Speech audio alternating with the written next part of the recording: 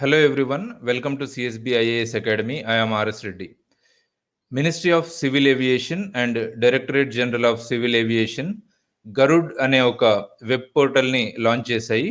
గరుడ్ అంటే government authorisation for relief using drones.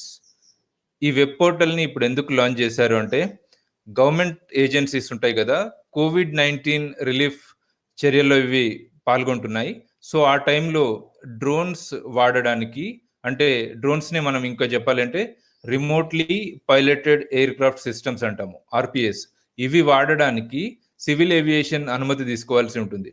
So ఆ అనుమతి ఫాస్ట్ ట్రాక్ కండిషనల్ ఎగ్జెంప్షన్స్ ఇవ్వడం కోసము, కేవలం గవర్నమెంట్ ఏజెన్సీస్కే ఈ ఎగ్జెంప్షన్స్, ఈ పర్మిషన్స్ ఇవ్వడం కోసమే లాంచ్ చేసింది గరుడ్ వెబ్ పోర్టల్.